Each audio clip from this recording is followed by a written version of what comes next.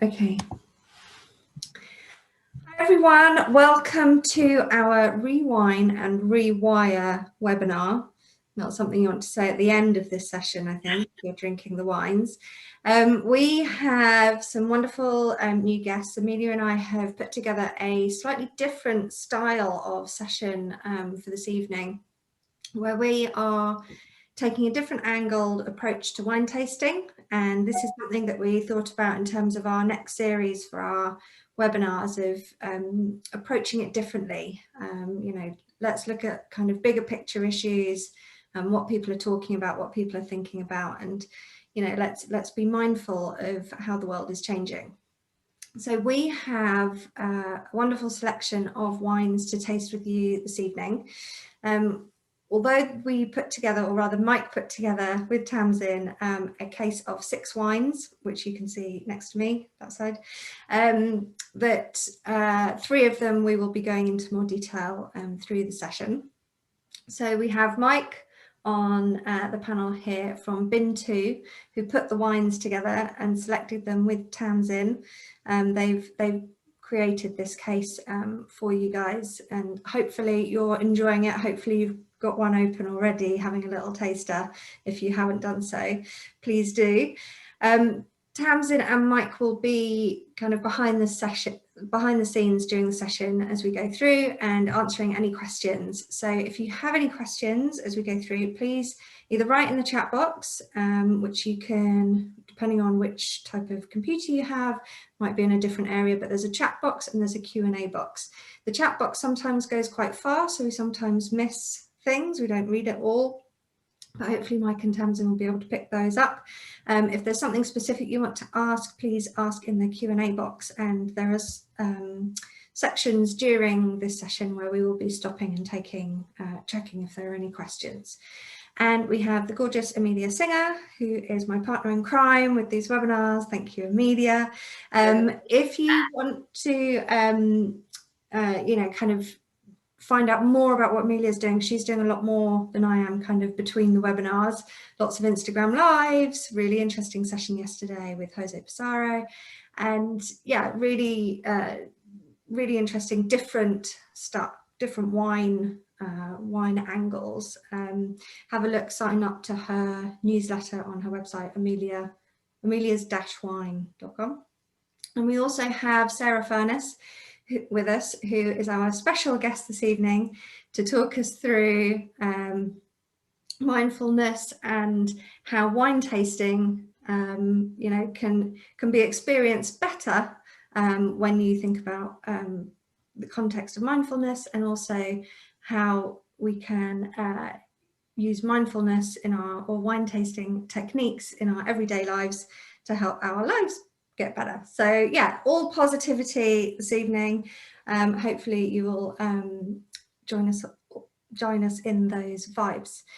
So Amelia, do you want to just kick off, and I will hide Mike and Tamsin. Do you want to say hi, Mike? Do you want to introduce you a little bit? I think you've done a grand job already. Thank you for inviting us to be part of it, and to those joining today who've bought these wines, thanks ever so much. I hope you enjoy them. I think I've had advanced sight on the session you're about to be put through, and I think it's incredible how the guys have linked drinking wine through to mindfulness. I'm massively impressed. I thought it was going to be an artificial edifice, but it's really, really good. So looking forward to being part of it.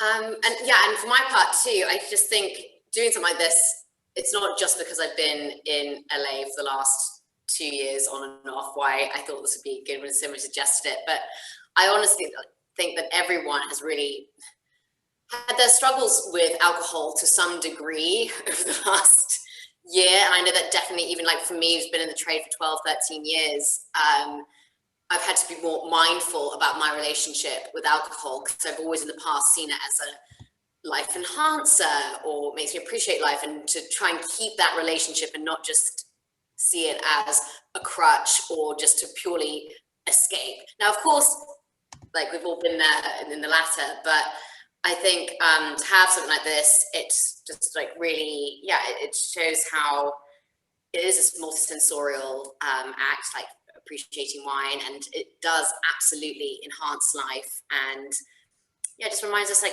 it is so great, even though sometimes it's hard to appreciate. I definitely know that during lockdown, not being able to share wine in person, sometimes you lose some of that. So I'm looking forward, Sarah, to helping me re-engage with my glass even during lockdown 3. And Sarah, do you want to tell us a little bit about kind of what you do, or do you want to save that to further down the line when we've kind of got everybody? I'm happy to do a little intro now, since we're sort of all introducing ourselves. So thank you very much, first of all, for having me on board. And I come from, you could probably say, the least likely background for mindfulness ever, which is 20 years flying helicopters in the RAF. And that's why I'm so convinced that there is a place for mindfulness in wine as well, because it certainly surprised me to find it in the cockpit of a helicopter. But it has totally sort of changed my life. And now my mission is to share that with the world and help other people to ultimately learn how to use their brains to maximize everything that they can get from life. And one of those things can be drinking wine. So I'll be looking forward to talking about that more later on.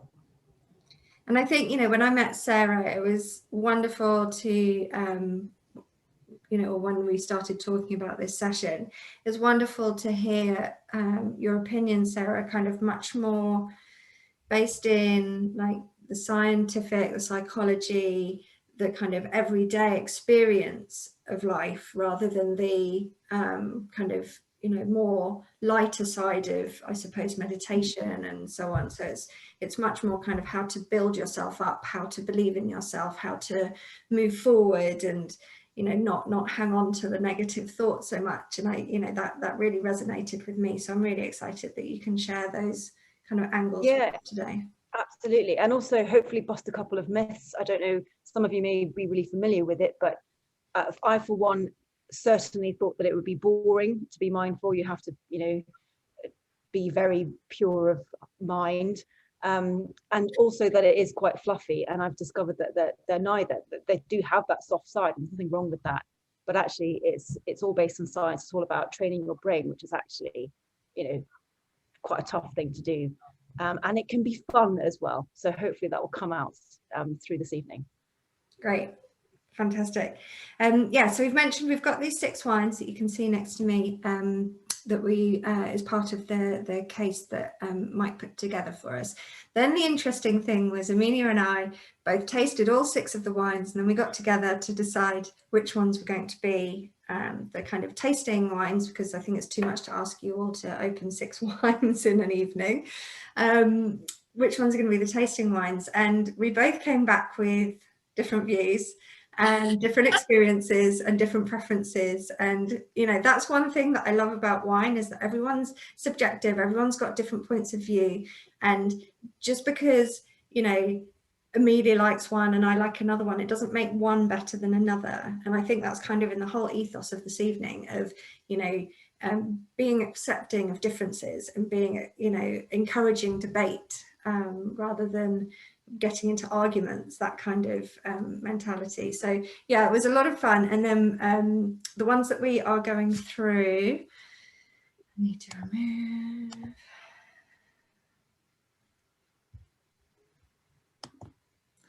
The ones that we are going through are the Onra.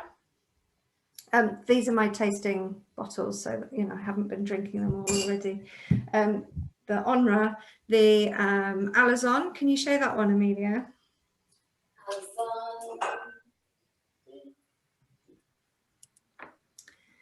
And then the Escure. So those 3 we're going through this evening, and these really represent some of the points that Sarah wants, you know, what we'll be making, and you know we'll go through that in more detail first. So first of all, I wanted to talk a little bit about the Onra. I found this a very wonderfully aromatic wine. I found it rather savoury, which was quite interesting. Even that had slightly, you know, it's still fruity, but it had that kind of savoury edge to it. And Amelia will talk us through a bit more tasting guidance in a moment.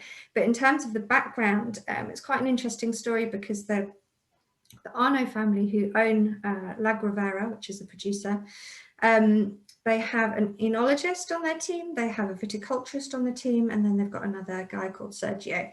And the three of them work together to kind of explore different areas in Spain, from northeast Spain, and they've found some areas where the vines were almost extinct and then kind of regenerated them. And the vines for this wine are grown on like a disused gravel pit, and they put that, they kind of tended those vines and created this really interesting wine. And I thought that was, they're trying to find different places, they're trying to find different terroirs, and because of its niche kind of valley section, it's, they can do biodynamics with the wine, so it's kind of much more natural approach. And then it's I can't remember what I was going to say. Oh yeah, there's loads of wildflowers in it, which kind of helping the nitrites and the carbon in the soil. So it's much more kind of sustainably farmed, I suppose, those vines. And it really interesting story. Amelia, do you want to take us through a little bit of the tasting notes that you've done? Yeah, I was so excited to include Spanish white, because I think when people think of Spain, they think of red wine, they might think of maybe Albarino, but maybe Gordeo, maybe. But actually, I'm a huge fan of Catalonian whites, which do tend to be quite savoury. Grenache Blanc makes up a big bulk of this blend, which kind of gives it its lovely kind of savoury elements as Sarah was mentioning. But then also what was really fun was this, because in Costa del Segre, where this is from, they actually have a whole bunch of native grapes, but also international grapes that you guys will have heard of, like Chenin Blanc and Sauvignon Blanc and all of this. And this, I think, is a really fun combination of Sauvignon Blanc, which gives it acidity, Chenin Blanc, which gives it this wonderful sun box. It has a Mediterranean climate, so you do get those sun-kissed peaches and quince. And then you've got the Grenache Blanc giving it kind of muscular structure and a kind of savoury note. If we're going on about appreciating and being wineful, there's the 3 S's I like to do, my swirly, technical term from wine school. Sniffy. You can't smell food for more than 5 seconds, otherwise you will get nasal fatigue. That is true, but don't worry, it will come back. It just means you won't get much more. What do you expect to get from this? Well, hopefully that sun-kissed fruit does come through. You might even get kind of some savoury, earthy nuances. It has not been put into oak because they really want the kind of natural fruit to come through.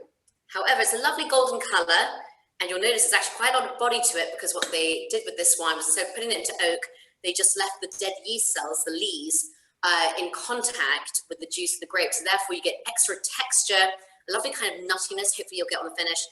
Lovely golden colour, great perfume, but without having to use oak. So then comes the 3rd S, slurpy.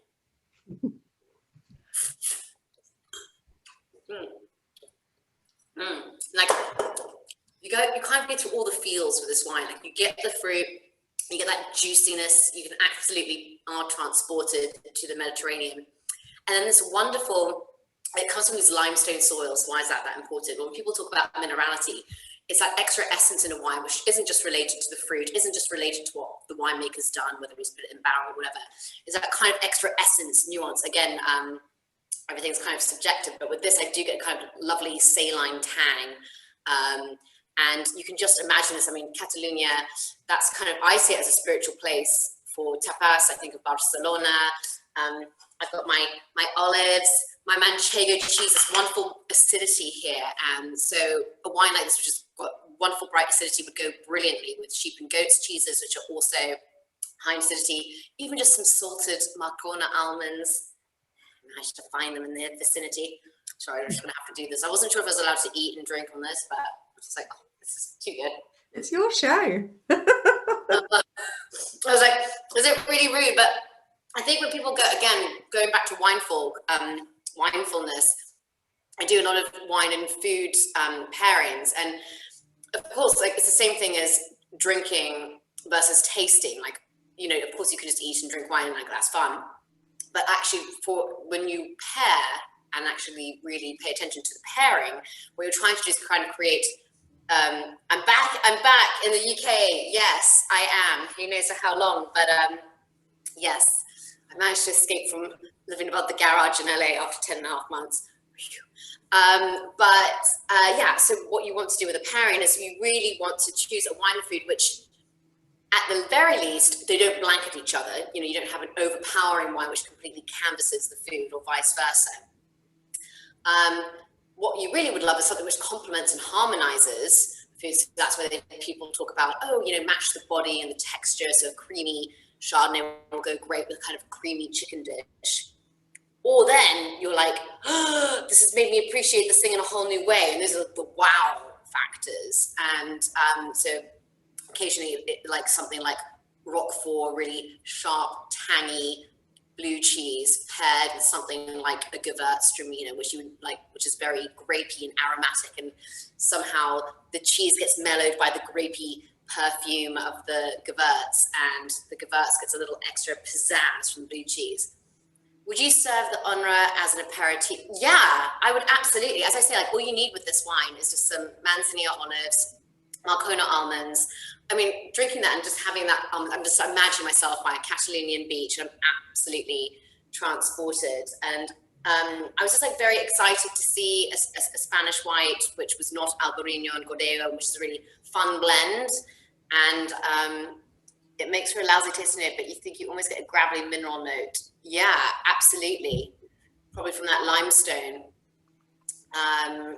Like, you know, there is that gravelly, there is that kind of, there's also a savory. I didn't want to put like whetstones because again, it's like, again, Sarah, it's like the world of wine, we go into like our little subjective little poetics, which, you know, poetic semantics, which is not really that helpful. But yeah, there is something, absolutely something else going on with that wine. And I think that kind of whether you want to call it gravelly, whether you want to call it whetstones, whether you want to call it savory, it gives that extra edge, that verve, that backbone, which makes it so versatile with food. And I think this, you just pair through a whole Spanish meal. You could bring out fresh seafood, it would be great. I love it. I think it's a really fun wine. Am I on now? Yeah. Yeah. Yes, brilliant. Okay. So I was so busy sort of like listening mindfully, obviously with my full attention. I was like, oh, it's my turn to go. Brilliant, thank you. I've kind of fallen in love with the wine, and I'm devastated that I don't have it there to sort of to glug back, not in the slightest bit mindfully. But yeah, thank you for that. So I mean, again, I don't know how much familiarity there is with mindfulness, and please do feel free to sort of jump in. But ultimately, I was just sort of ticking off mentally all the things that have just happened that are a form of mindfulness. So when you taste your wine, you know, the first thing is you look at it, so you're using your senses and you're really looking at it as opposed to just, you know, throwing it back, which, you know, I'm not judging, by the way.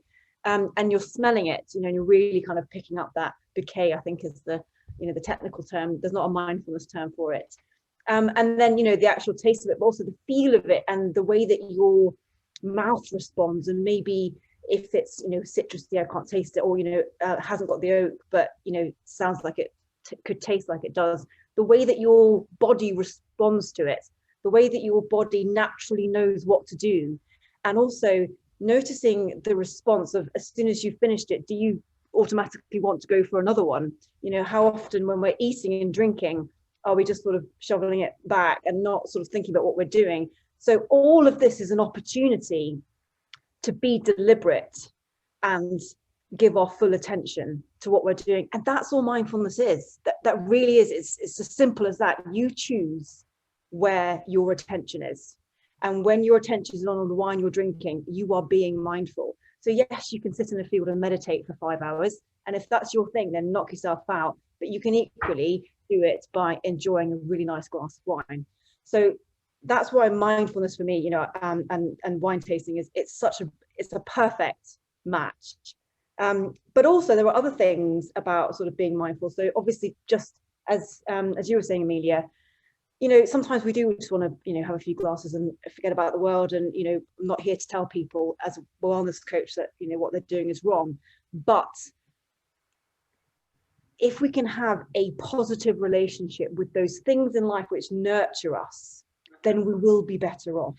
And again, it comes down to choice. So if you choose how much wine you drink, and you choose when to put your glass down, and you choose, when to put the Coravan back in the bottle, or, put the whatever it is back in the bottle, you will have a more nurturing relationship with it. So that's another form of mindfulness. And again, it's all about, you get to choose. That's what mindfulness is. And you get to choose what your relationship with is. And that's an incredibly empowering place to be. And therefore it's not boring, which is what you might think about. Oh, if I don't drink the whole bottle, I'm boring. Actually, you're taking charge, which is awesome. Essentially, I think it's awesome to to be the boss of your life, and to be the boss of this delicious wine.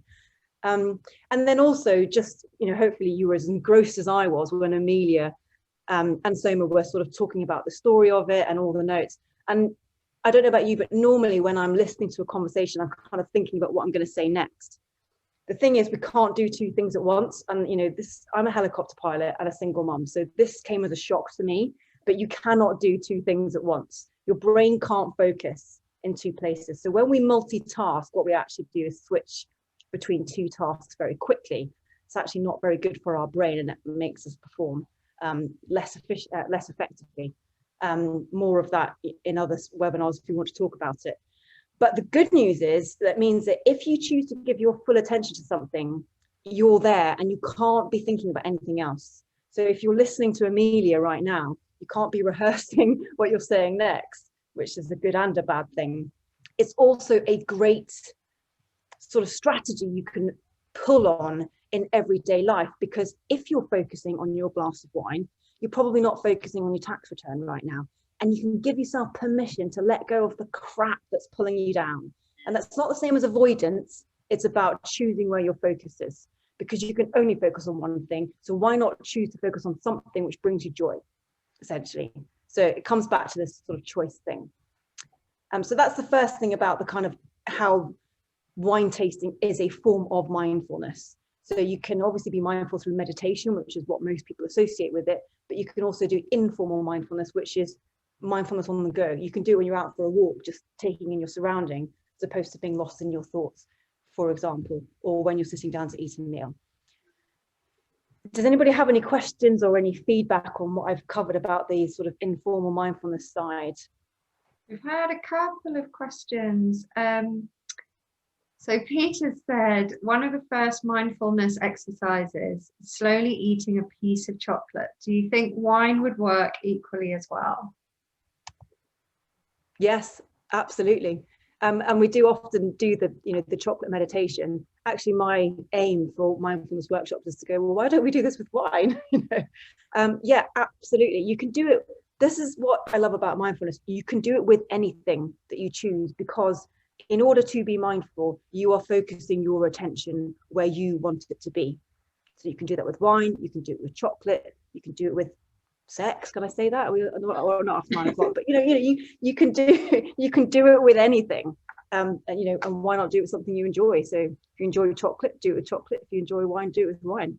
And I love, it's completely kind of opened my eyes to the whole mindfulness concept, because when you see the apps or whatever, it's like looking at raindrops fall, and it's like I'm going to get distracted, thoughts are going to get in my head.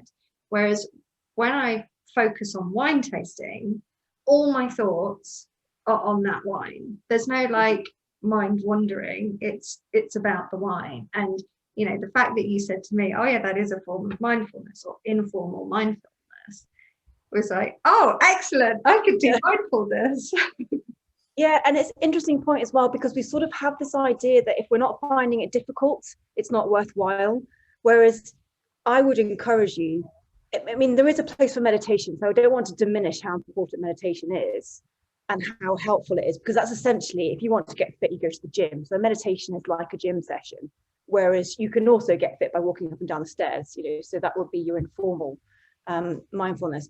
But why not pick something that you're already sort of fully engrossed with, because that's a really easy entry point into practicing mindfulness, and then go from there. Build on your strengths. You don't have to start with the most difficult thing to do.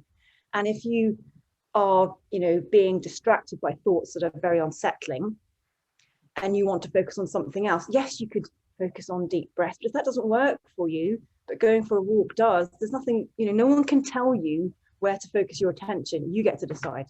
So, you know, whatever works for you, there's no right or wrong. It's just what works for you. We've had another comment from Chris. He said the Cuban cigar is the same thing. Focusing on that and putting the world to right. Yeah. Yeah.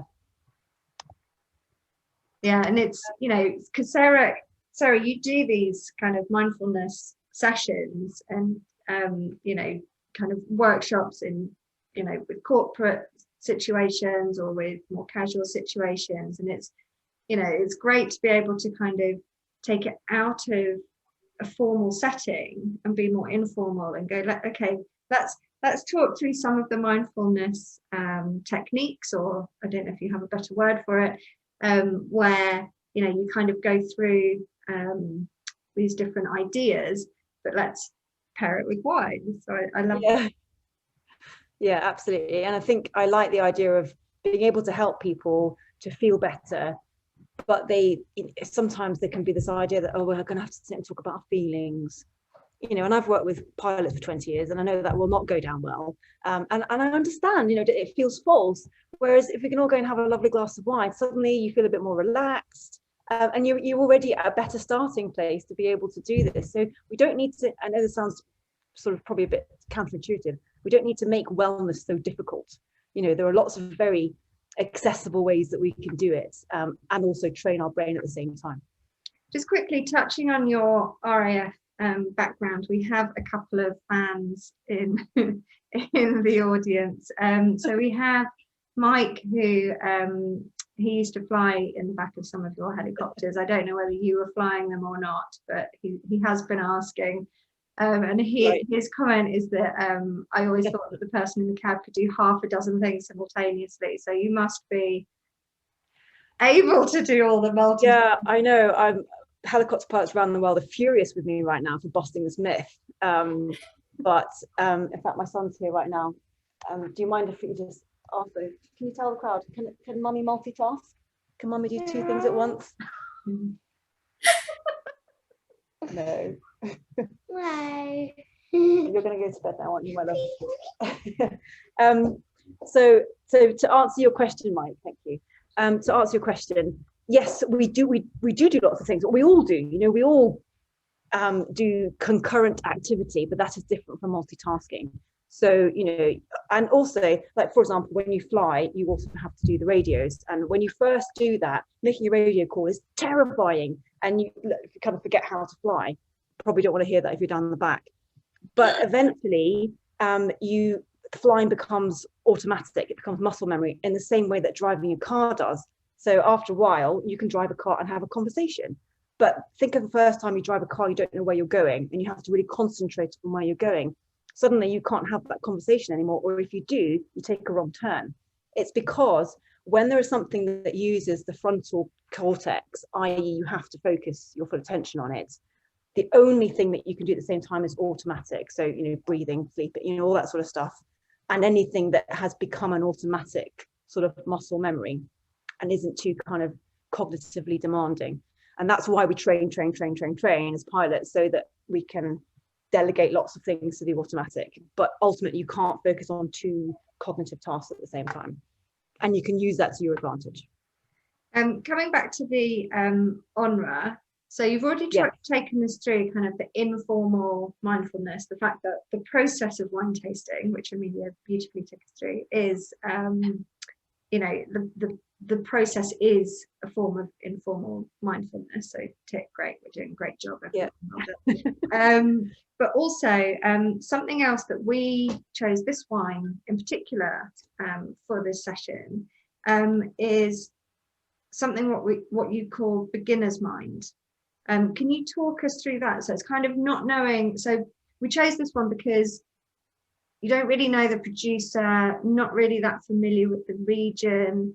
There's not much information on the background. I don't know how many people researched the wine beforehand, but it's something a bit less usual to what you would come across. And that's part of the beginner's mind technique. Yeah, absolutely.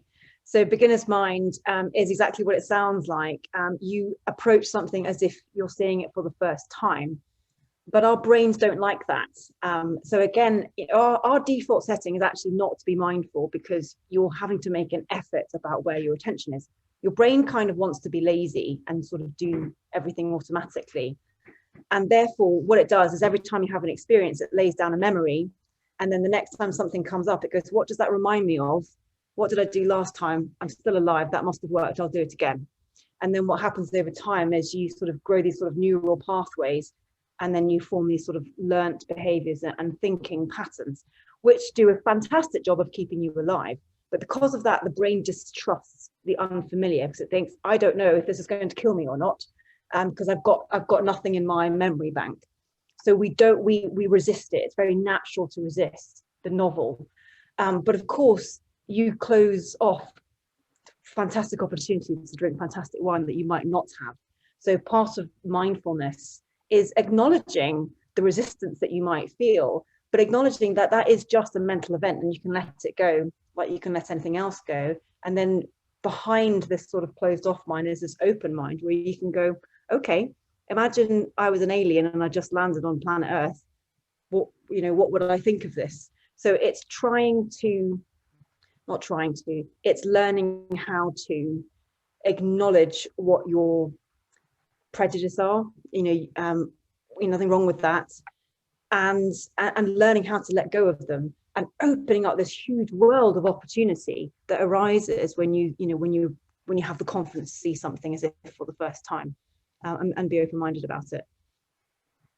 And I guess that with that, you want kind of help from people because if there's something unfamiliar, it's so much easier if Amelia says, oh, you're like this, and I'll go, oh, okay, good. I'll be much more open-minded than if I was just approaching it myself. So I suppose, also with Mike in the shop, talking people through the wines is going to make people much more willing to try it than just picking it up off the shelf. So that kind of hand-holding or suggestions, I think, is really important, especially in the wine world. Yeah, and actually I think beginner's mind can become a learnt behavior, even though nothing wrong with learnt behavior. It's what keeps us alive.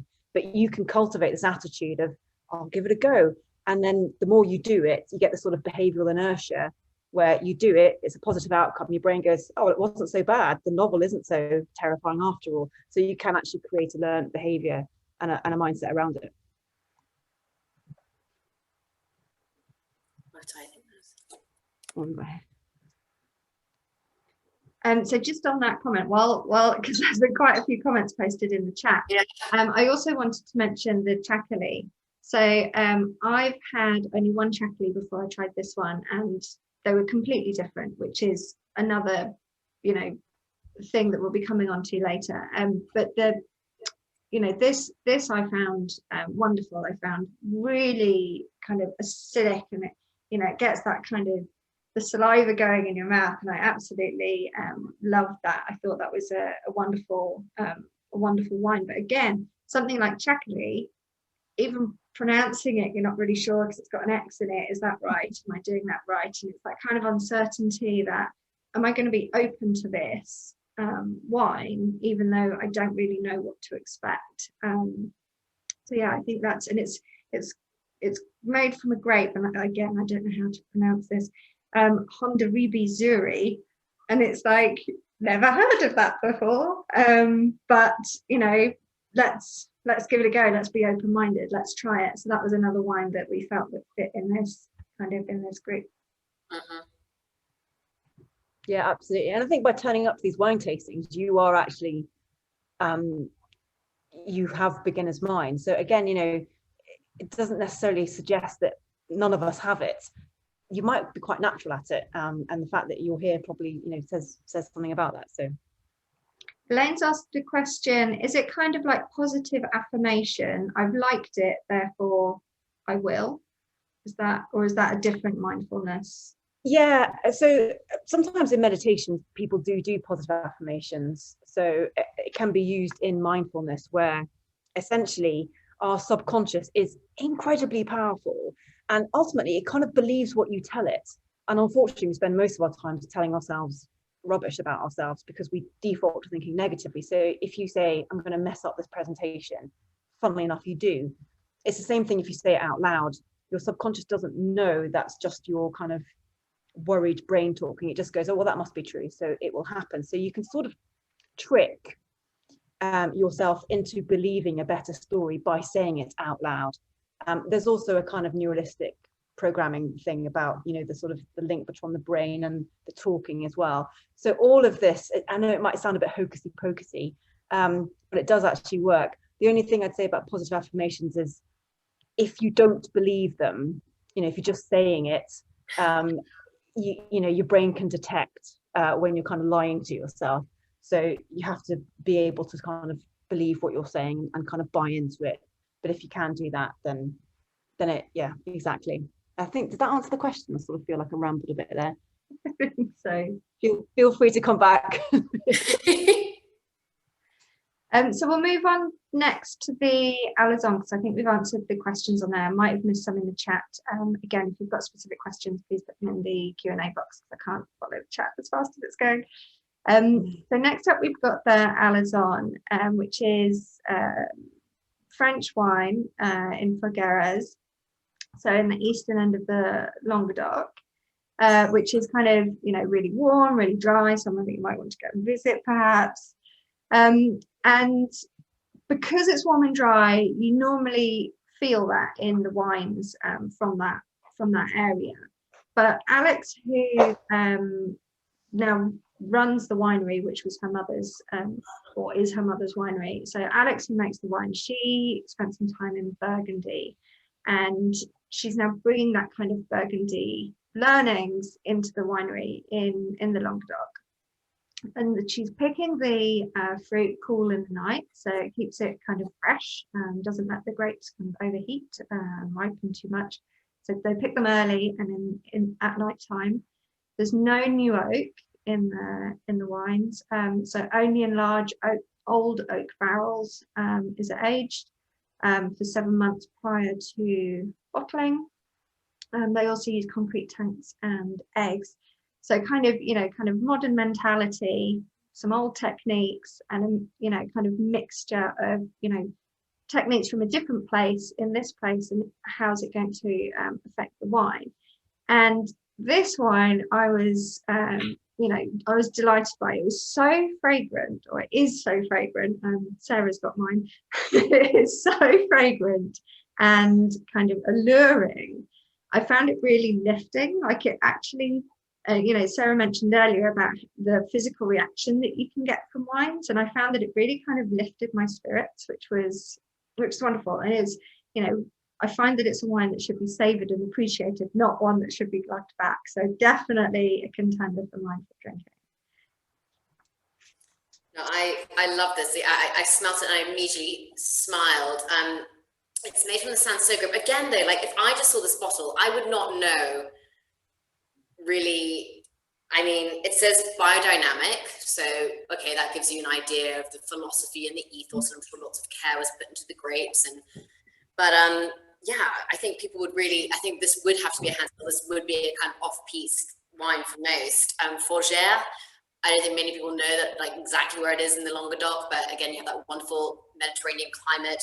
This is particularly hilly and mountainous, so you get wonderful exposure to the sunshine, so you do get that ripeness of fruit, but then it gets very cool in the evening, so you do manage to retain a lovely bright spicy perfume.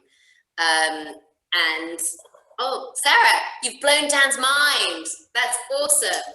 What am I? Sorry, I'm just reading the question from Mike about Soma watching me open the bottle. Sorry, what was it, Dan? What have you said? Sarah has blown my mind, even though I discuss NLP and behaviours in sales courses daily.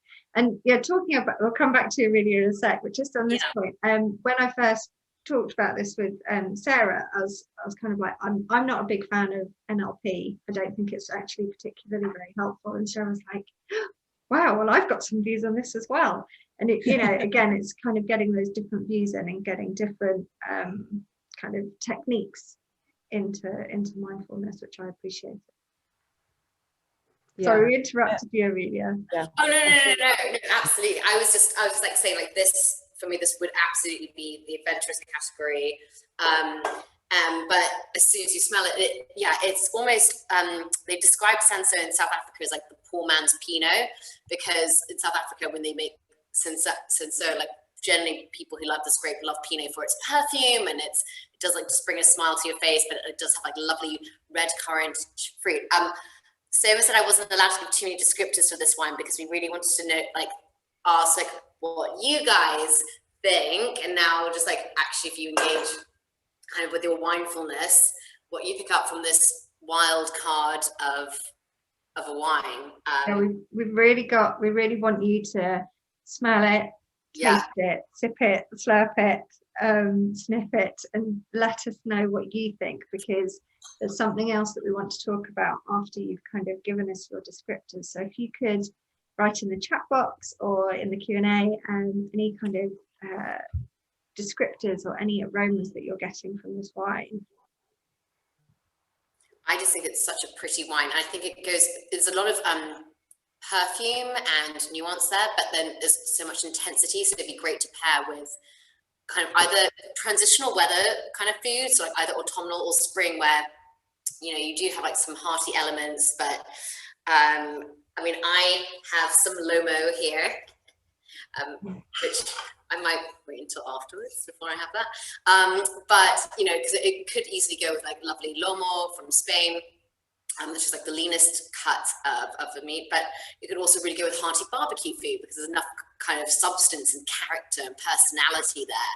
And I found this wine absolutely delightful, but would love to know what others think. And I must admit, like, you don't often get Senso just purely on its own. It's normally just like a workhorse grape, and I don't think many people have that much. It's just shoved into a Côte de Rhône blend. It's shoved into pap, whatever. But I think this one really, like, is allowed to shine on its own, which is awesome. Well, I think people are being shy today. Normally, here we go. Yay! We've got some lavender violet licorice. Yeah, so much licorice, and I get transported to these hilltops. It's just gorgeous. Anything else, anyone? Incredibly fragrant and perfumed. Smells prune, plum, cherry. Smells like, was it farmyard? I didn't quite catch that. You might need to just swirl it a bit, because that will blow. I found that when I first opened it up, and then it will open up. Bramble I was getting massive farmyard.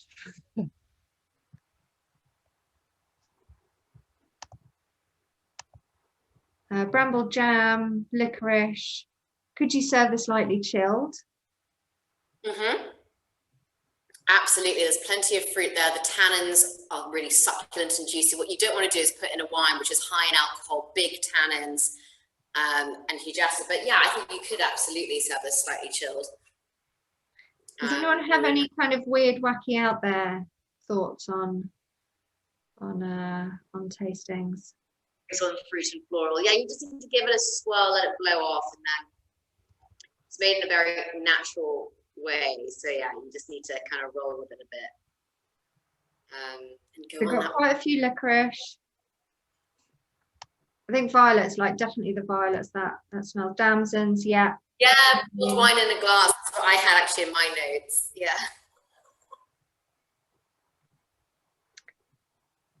Yeah, because the reason why we want to bring out kind of what did you detect? I kind of got some herbal, like, as well as the kind of floral violets. I also got some herbal kind of sage notes to it as well. So it's really quite a range, real good complexity in this wine. And I think often in wine tastings, especially if you don't know the people that are there in the tasting with you, maybe having the screen is helpful, because you're not actually showing your face to everyone and putting yourself out there, but trying to say publicly in front of everyone, oh, I get licorice, sage and raspberry.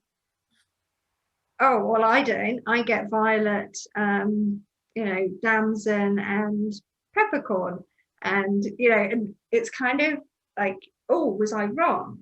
And that's part of the next technique, isn't it, Sarah? The trust in yourself technique. Yeah, that's right. So again, we're sort of talking about attitudes of mindfulness here, and one of the attitudes is trust. But oddly, a lot of that talks about trust in yourself, you know, because mindfulness is all about being aware, and you start to sort of get to know yourself a little bit and hopefully like yourself. It's amazing how often we spend, you know, not liking ourselves. So it is all about self-trust. And actually, again, weirdly enough, we're not wired that helpfully when it comes to that, because we tend to think, you know, safety in numbers. If I'm on my own, I'll die. You know, there's, I think it's the Paleolimbic or Neolimbic part of the brain that sort of associates that with survival. So we want to fit in, we want to conform, and sort of being an outlier is very scary to us. So we actually put quite a lot of effort into conforming, but also we do it on a subconscious level too as well, without even noticing. So I just wondered, how many of you were influenced when the first few started coming up? Did you think, oh, you know, yeah, I've got that now, you know, feel free to jump in or say no or yes or whatever. I certainly did. As soon as someone said farmyard, I went, yes, I thought farmyard, because I was so pleased someone else had said it, and it validated what I was thinking.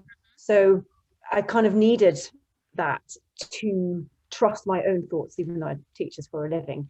But also, we get sort of lulled into group think, you know, partly because we want to conform, and partly because it's a sort of a subconscious choice that we make to kind of go with the flow.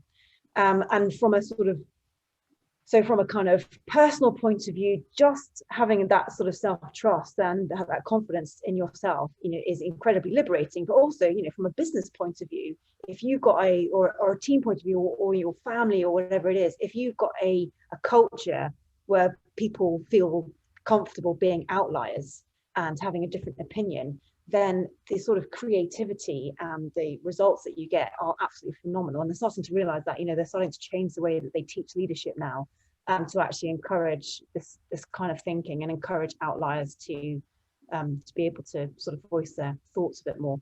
So I think, again, wine is a brilliant way of sort of demonstrating that, because I've definitely, you know, stood in a room being too afraid to sort of say what I think. And, you know, even now I could really feel it now. So I think it's a great example. Another challenge with that, I think, especially in wine tasting, but possibly in other parts of our lives as well, is the language, using the language that other people understand and connect to. So, you know, with the WSET things that Amelia and I have done, you know, you get taught what you're supposed to be smelling and tasting. And it's almost like, you know, prescriptive of like, this is what. Oh, totally. And I really struggled with judges, because I was the person in the class, the outlier, who'd be like, doesn't this smell like pedigree chum? Yeah. And all the other dog owners would be like, yeah, but again, it's like totally personal, associative, subjective, and, you know, the MW taking the class, Michelle Trudi it was, I remember her laughing, and I'd be like, yeah, absolutely, but you're not going to pass the exam like that. So, you know, just so, yeah, train your brain. Yeah, and in wine tasting, we don't actually have the language for like the chemical compounds that are in there.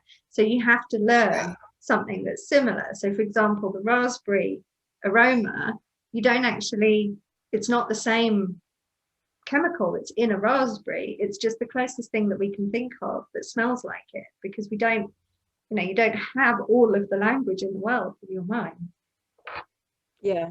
And that's such a good point, because again, another thing, again, I mean, there's no end to how much you can relate wine to mindfulness, or winefulness, I think we've coined the phrase. Because one of the things we do with mindfulness as well is trying to be aware and let go of the tendency to label. So if you were to do a meditation of sounds, for example, you say, like, what sounds can you hear? And you'd probably want to go, I can hear a clock ticking, I can hear a cow mooing. But what you do with mindfulness is go listen to the rhythm, the regularity, the pitch, listen to the raw sound, you know, and again, you're employing that beginner's mind again, and you're not labeling it, because if you label it, you reduce your experience to it being a clock. Well, what if it wasn't a clock? What if it just sounded like a clock? you've already taken away the possibility of it being something different by putting a label on it. So although we need language to function, and you know, some people make living out of writing beautiful language, it's useful to be aware of the fact that it can limit your experience of something. And it's okay not to have the words to describe something. Because it's also just so cultural too, you know, like the Chinese have, I don't know, about 50 different descriptors for tannin, whereas we're just taught, because they appreciate tannin because they drink a lot of tea. Whereas here, like in the W set, it's just like, oh yeah, tannin, medium, medium plus, medium minus, you know, it's very, very reductive. And again, I think that's like a cultural thing. So again, it just like shows how subjective it is. Yeah. And I just wanted to comment on the syrup, because talking about language, you know, Wine Bus will always talk about the rotundone. We're just talking about black pepper, and it is actually the same chemical that's in black pepper, and Syrah has it, and you know, quite a few kind of Rhone wines have that. Bruno Veltliner. Bruno Veltliner. It's got the like white pepper thing. Yeah. And it's, again, it's the kind of language, and with wine, the more that you know, go to tastings, or the more that you study or read books about it, the more you learn the language, and you can sound like the snob yourself, even though you're saying exactly the same thing as someone who says black pepper. Yeah, absolutely. And I think it's really interesting as well how language can alter your experience of something. You know, I mean, I'm a wine enthusiast, not a wine expert.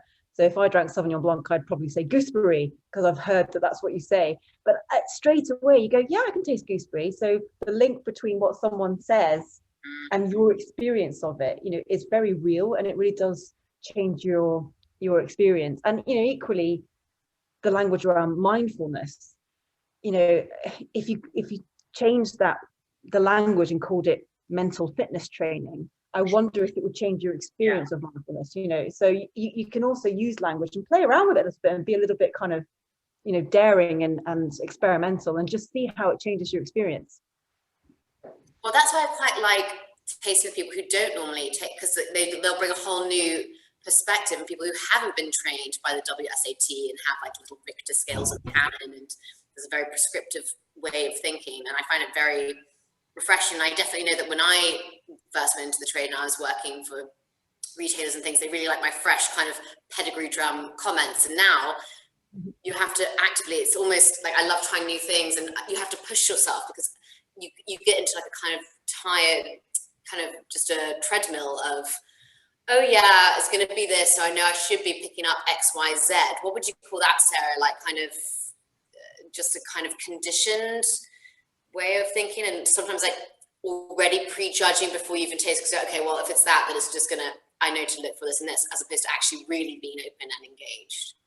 Yeah, I mean, I think it is exactly like you say. And again, this is not to be down on this, because you know, we have to live, and we have to, you know, do our jobs, and you have to sort of get on with life, you know.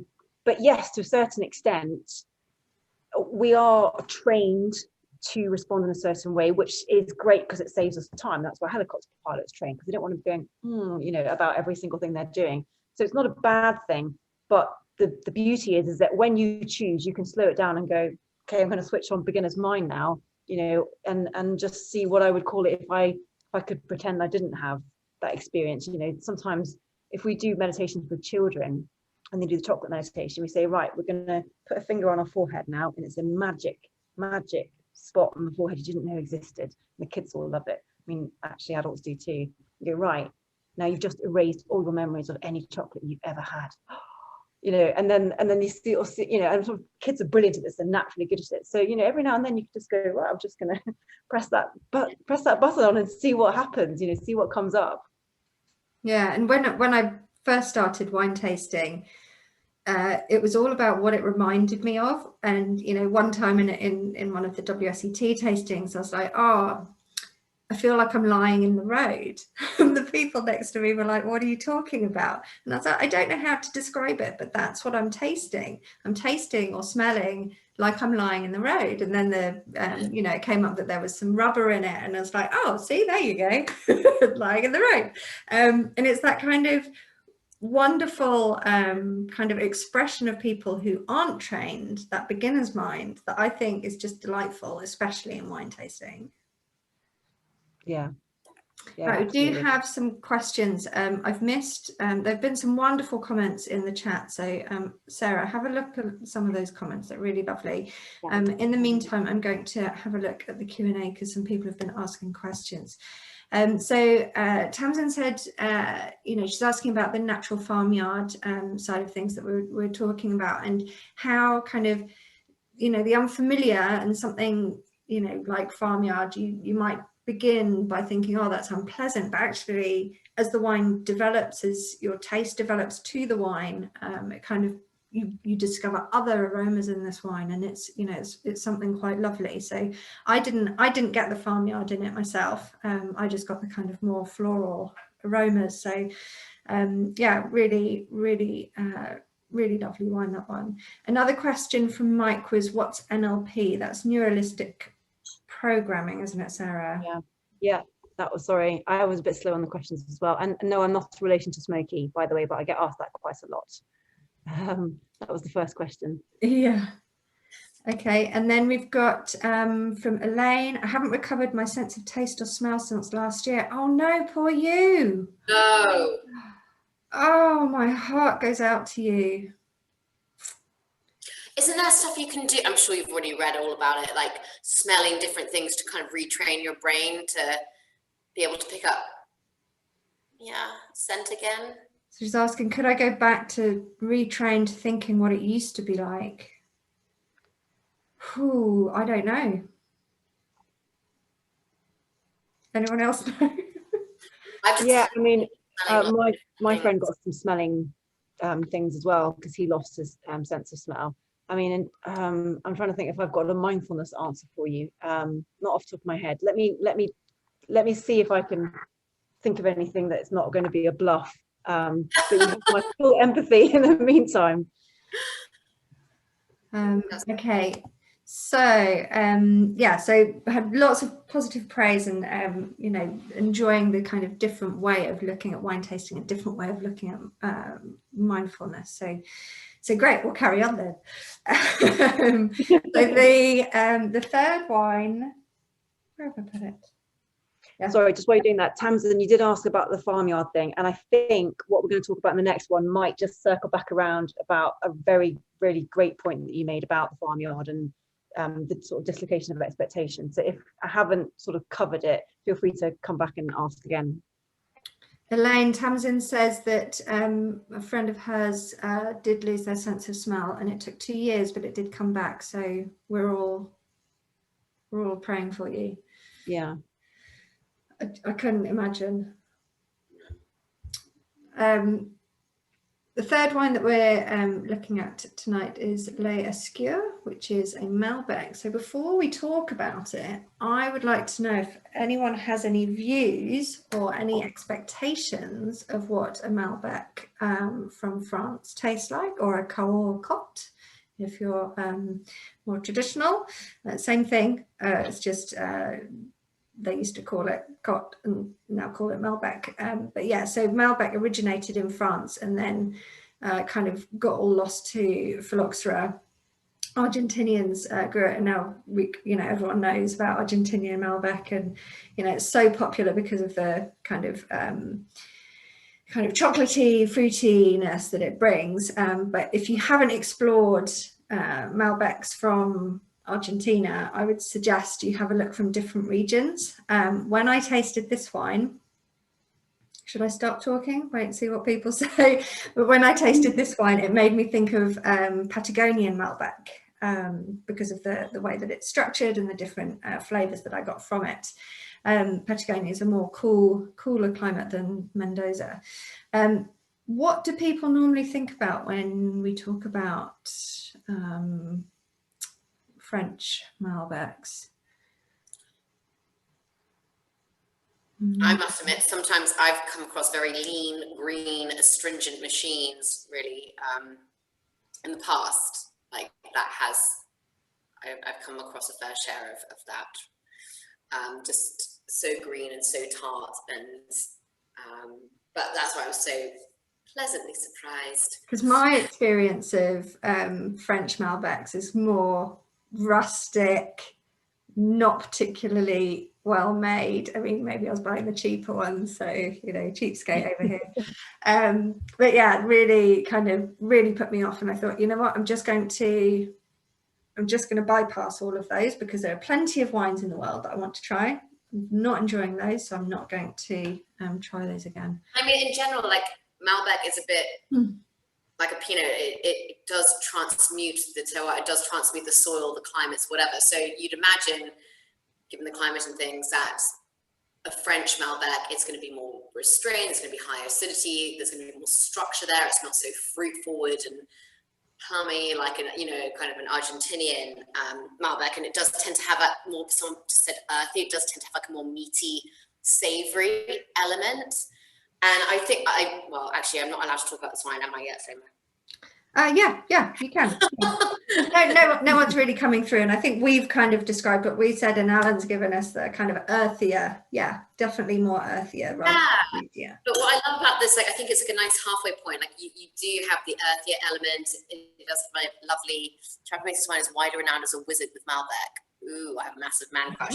Man crush, I love it. No, I really love it. You do get like the dark plum, the blackberries. I'm just looking at my notes here, but then there's also kind of like a plum leaf freshness. I don't know if like plum, like I'm not sure if I've like spent much time smelling plum leaves, but I'm like actually like smell it. Like there's a kind of lovely fresh lift to the fruit, and the lovely bright juiciness and lovely kind of crunchy acidity. So I was like thinking of the food which they have in Cahors, like truffles, mushrooms, lots of lovely vegetable dishes, garlic, and something like this, it would absolutely go with, of course, duck and game and stuff, but when you think of all the sides, and like my sister's veggie and actually vegan, so I was like, actually this for her, like lentil braised dishes, this would be awesome with veggie burgers, because of that leafiness and that kind of savory element which underscores the fruit.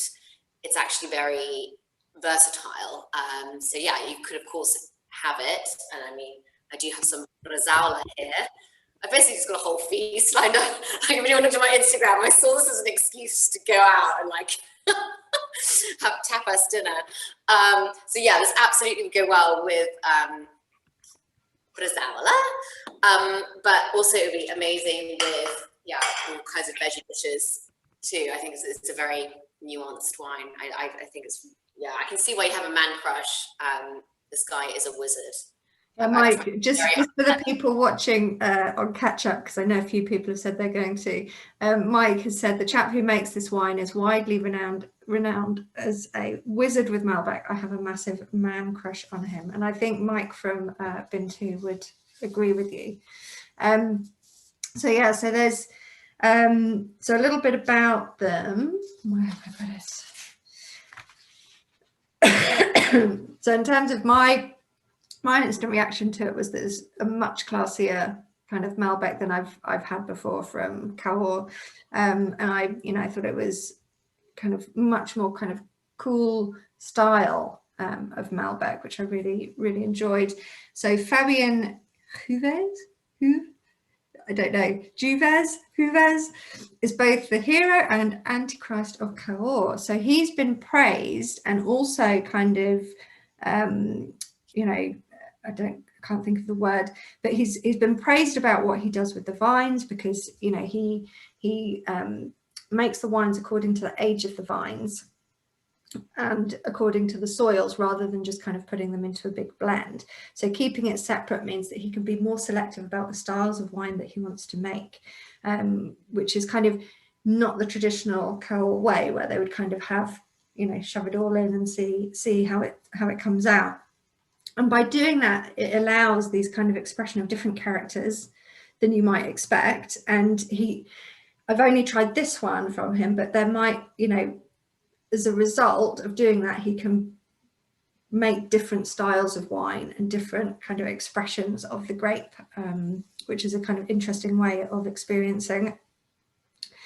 And so although he's been kind of hailed for being by doing this, because of the way that he makes his wines and the grapes that he uses, he's been fined because he doesn't actually make them in the way that is permitted by the AOC. So he's kind of going against the rules, but he's doing it because he feels it's what's right. And I think that's kind of a mindfulness message as well, is like, you know, doing what's the right thing, not just what you're supposed to do and what everyone else is doing.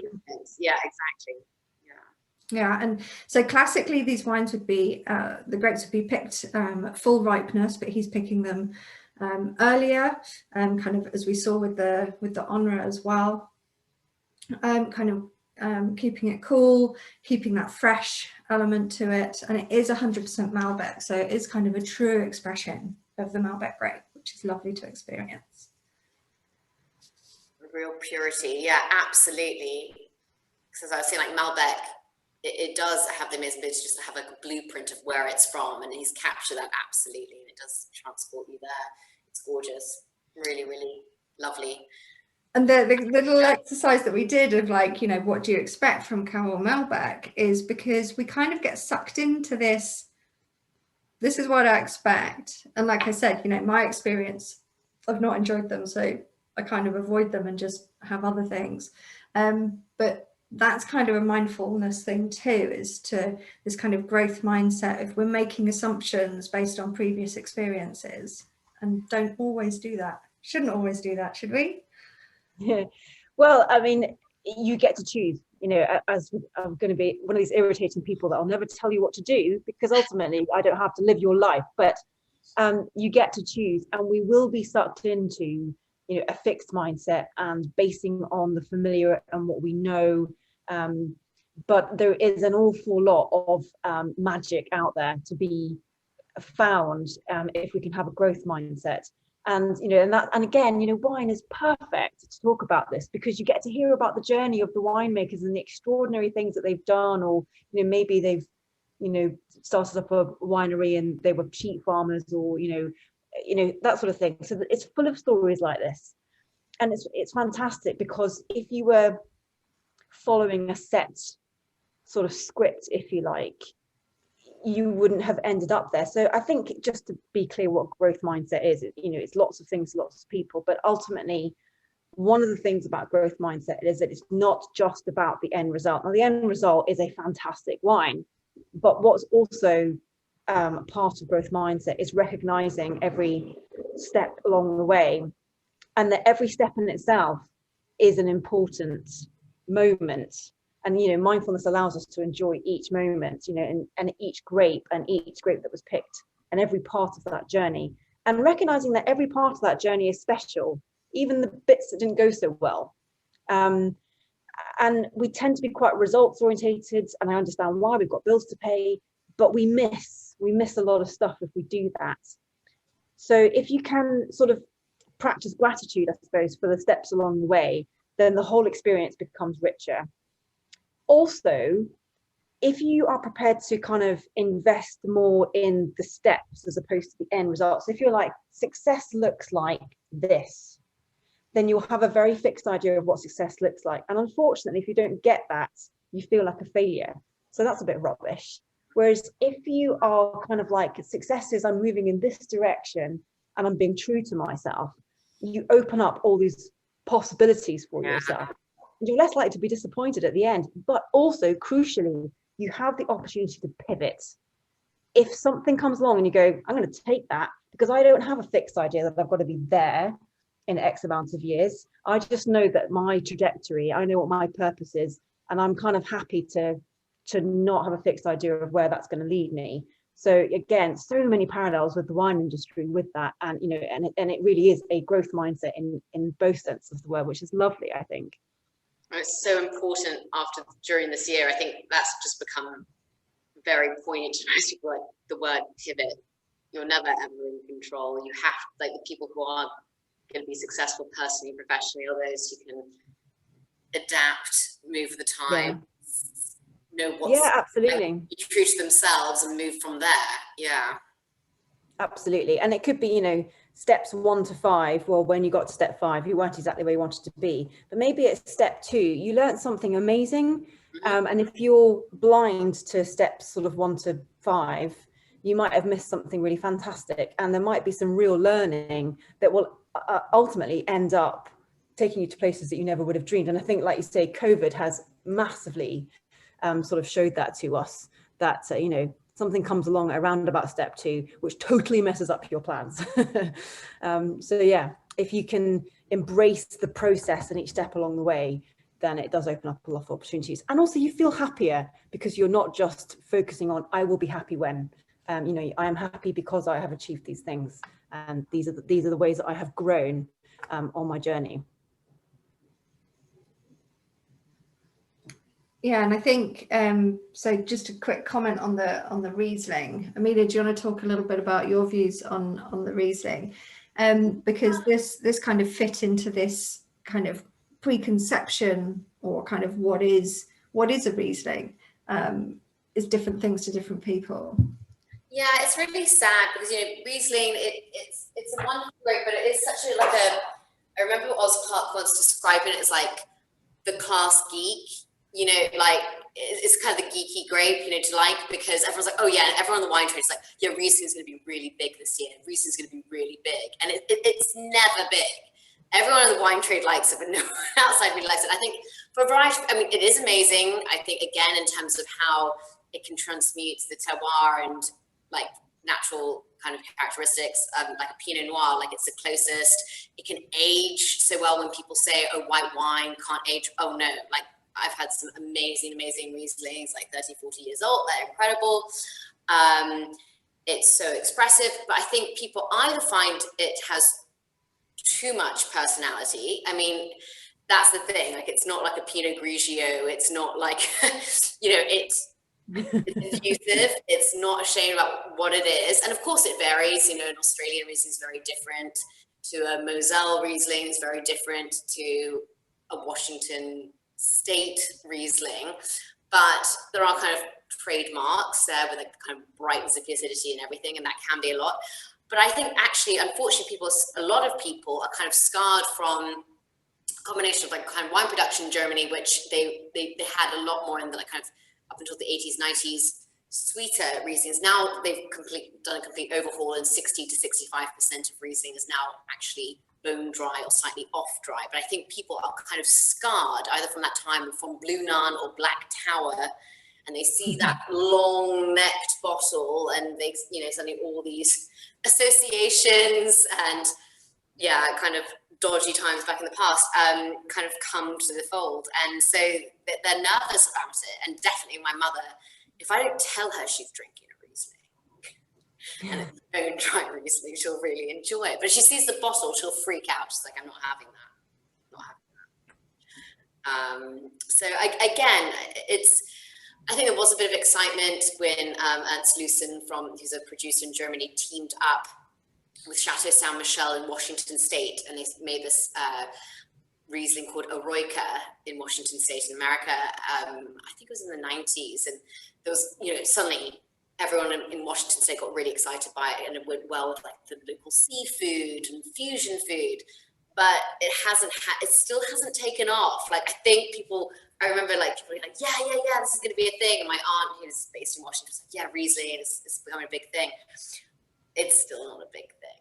Like, I think also as part of so you've got preconceptions about Riesling, but then you've also got the unfamiliarity that we talked about earlier, because there are so many different types of Riesling in levels of sweetness, and then in terms of, you know, geographically, they all kind of vary. And, you know, I quite like an Australian Riesling because it's like eating a lime, you know, whereas other people, if you don't know what you're going to get, that unfamiliarity makes it kind of more, oh, should I?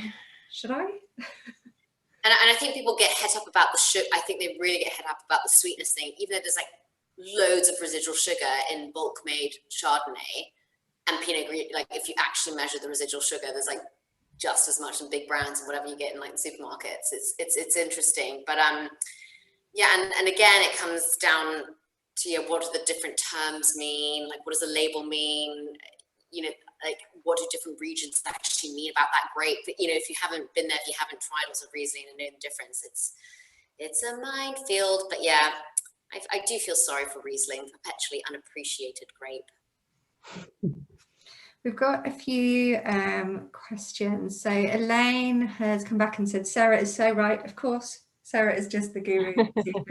Sarah is so right. If you plant a new vineyard, you're not going to get wine next year. Enjoy the wait, except you're on a journey. And I think that's kind of part of, you know, what's been happening in the wine industry, where people have been kind of shifting to fashions.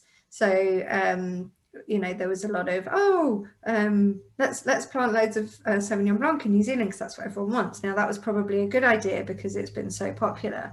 But, you know, there have been other fashions that, you know, haven't gotten, you know, so long term. And I think accepting that you're on the journey, like Elaine says, is definitely kind of a helpful way for us to view our lives as well. So kind of we're on the journey and enjoy what happens along the way. Don't just look for that goal, which I'm pretty bad for, trying to set a goal and trying to achieve it. But yeah. And the thing is, we all do, and I think it's easy to think that being mindfulness is the same as not being ambitious, but you know, that's absolutely not the point. But it's just that, again, it comes back to a choice. You can choose also to be conscious of the present moment and how every bit of the present is part of your journey, and every bit is special. And I think also, just to quickly, you know, go back to the fact that our reality is not objective. So how we remember our past, you know, it is still something we've created in our brain. Of course, there will be factual events, but it's something we've created in our brain. It's a very personal experience. And what we expect of the future is something we've fabricated in our brain. So the only thing that is really true is right now. And that's something you can always come back to. So, and again, that's a nice sort of, I think there's a security in that, you know, when you're worrying about what will the future bring me, with a growth mindset, you can just be like, I'm just going to enjoy right now and be the best person I can be right now. And that is, there's nothing more I can ask for really than that. And then wherever I end up, I can look back on that and go, but I was true to myself. I was the kind of person that I wanted to be, and I enjoyed the journey, which is such a gift that you can give to yourself and to the people around you that, you know, that you care about. Fantastic. And Elaine also says Comfy Girl Riesling. I love that too, from Washington State. Really, really good one. I can't actually, it's changed importers a couple of times since I've first tried it, and I always lose track of who sells it now. But if anyone knows, do let me know, because I rarely see it. And then Mike says, would you carry the concept of mindfulness beyond self-care and self-improvement? I think the biggest change I've felt this year is a sort of doubling down on a desire to do more to promote and support good people. Putting a bit more nice into the world, absolutely. Not wanting to sound awful and worthy, but being mindful of our impact on the world around us. Yeah, oh, it's such a lovely thing to share, and you know, really nice as we're drawing to a close as well. And that really struck me as well, because I don't know if you are into Headspace, but it's what got me started. And it's a brilliant app if you're thinking about dipping your toe into mindfulness. But he, you know, he went to train to be a Buddhist monk, and that's where we stolen mindfulness from. And mindfulness is really about the reduction of suffering, but it's very much focused on compassion for others.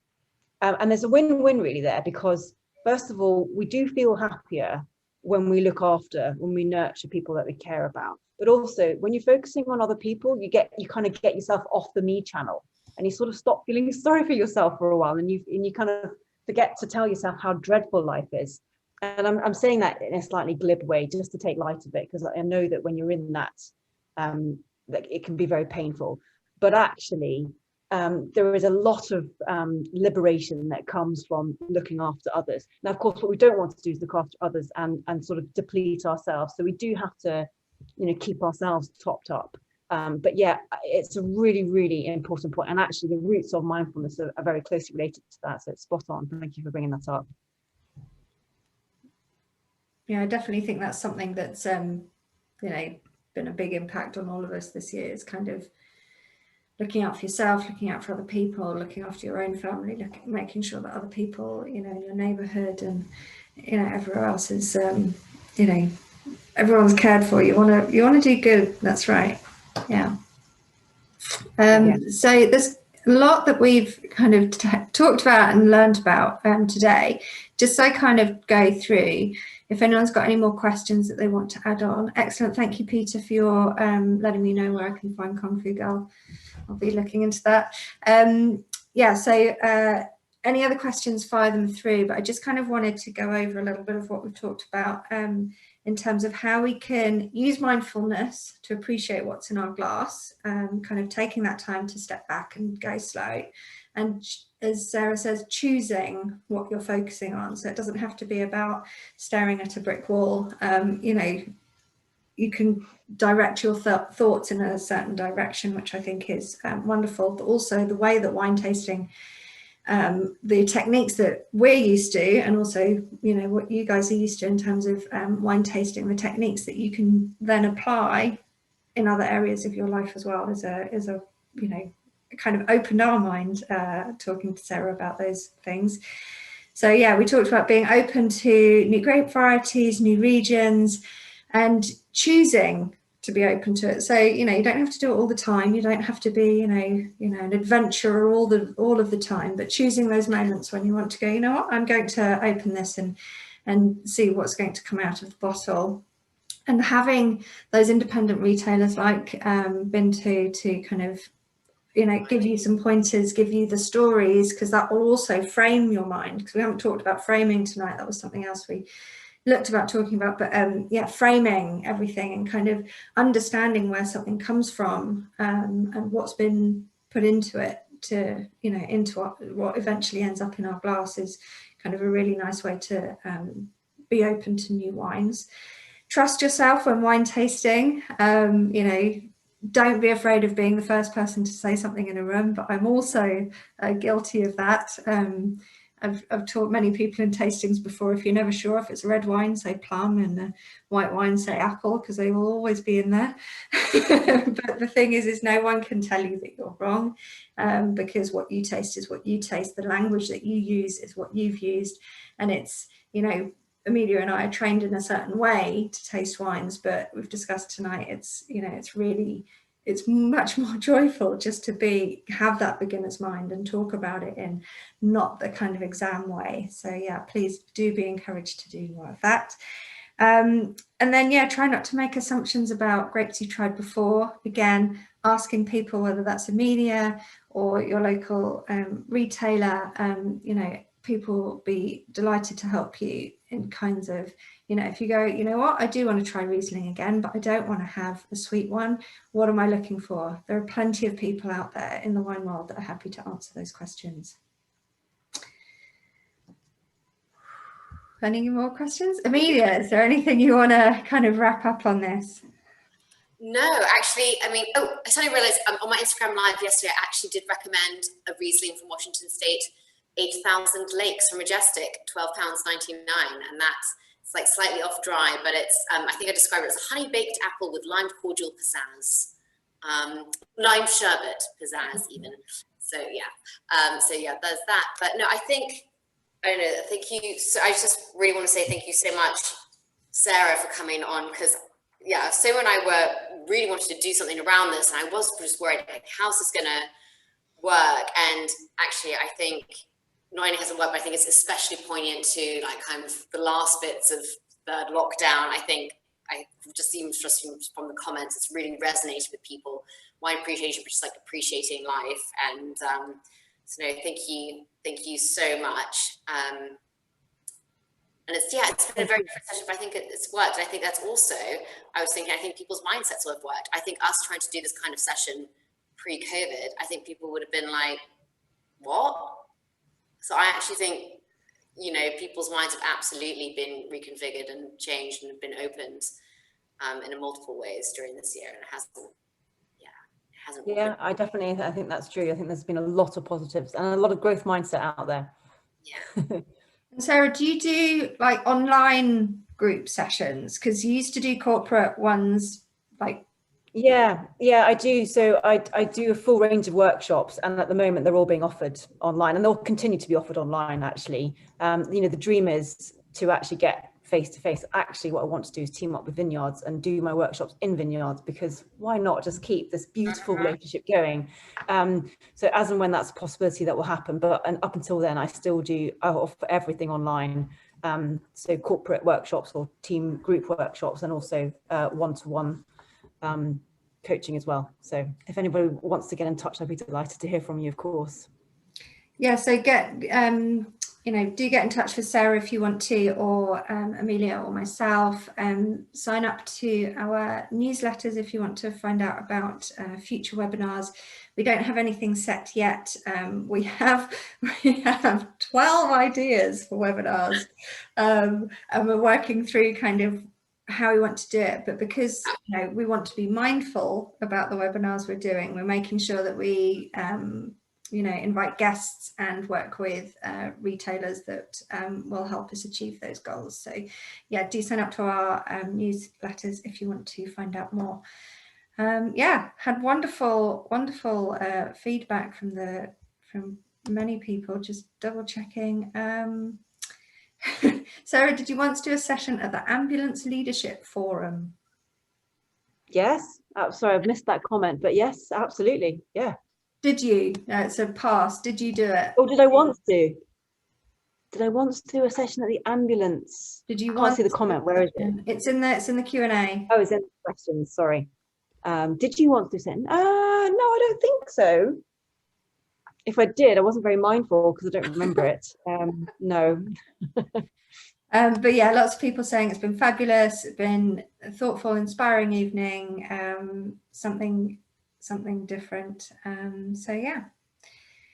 Excellent. Well, thank you all. Thank you, Sarah. Thank you, Amelia. Thank you, Mike and Tamsin, for answering questions behind the scenes.